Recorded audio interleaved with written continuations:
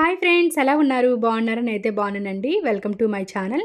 First time కనుక మన channel ఎవరైనా చూసినట్లయితే లైక్ చేసి సబ్స్క్రైబ్ చేసుకోండి. అలాగే పక్కనున్న బెల్ ఐకాన్ని క్లిక్ చేసుకోండి. అప్పుడే మేము పెట్టిన కొత్త కొత్త వీడియోస్ అనేది నోటిఫికేషన్గా వస్తుందన్నమాట.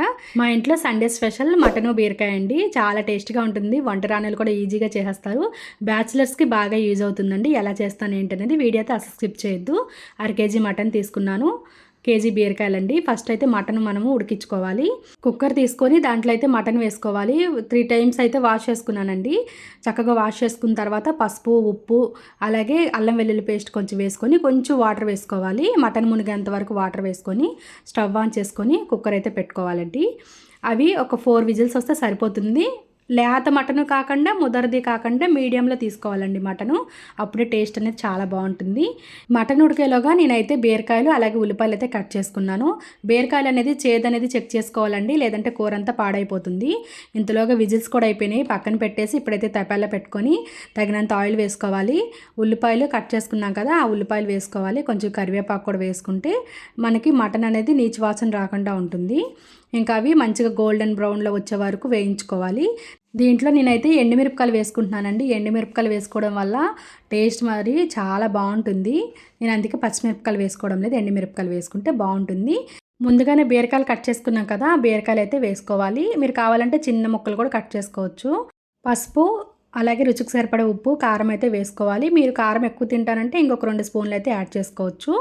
అలాగే దీంట్లో అయితే కొంచెం అల్లం వెల్లుల్లి పేస్ట్ కూడా వేసుకోవాలి. మీరు కావాలంటే తాలింపులో వేసుకోండి. నేనైతే అన్నీ వేగిపోతాయి కాబట్టి ఇంక నేను ఇప్పుడైతే అల్లం వెల్లుల్లి పేస్ట్ 2 స్పూన్స్ అయితే వేసుకొని చక్కగా కలుపుకోవాలి.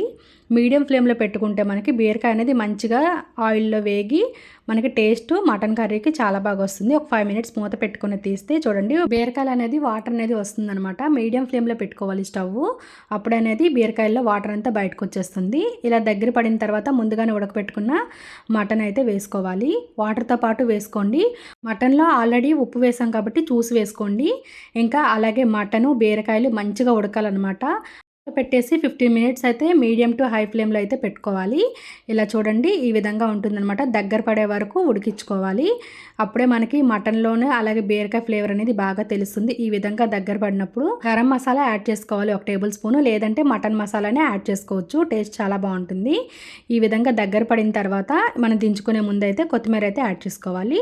టేస్ట్ అదుర్సండి. వంట రాణాలు కూడా ఈజీగా చేస్తారు. సింపుల్ ప్రాసెస్ కదా, మీరు కూడా ఒకసారి ట్రై చేయండి. ఒకసారి కలుపుకొని స్టవ్ అయితే ఆఫ్ చేసుకోవాలి. సండే స్పెషల్ మటన్ బీరకాయ కూర రెడీ. మరి మీ ఇంట్లో సండే స్పెషల్స్ ఏం చేశారో ప్లీజ్ కామెంట్ చేయండి. మేమైతే వేడివేడి అన్నంలో తింటున్నాం అన్నమాట. సూపర్గా ఉందండి కూర అయితే. మీరు కూడా ఒకసారి ట్రై చేసి ఎలా ఉంది ఏంటి అనేది ప్లీజ్ కామెంట్ చేయండి.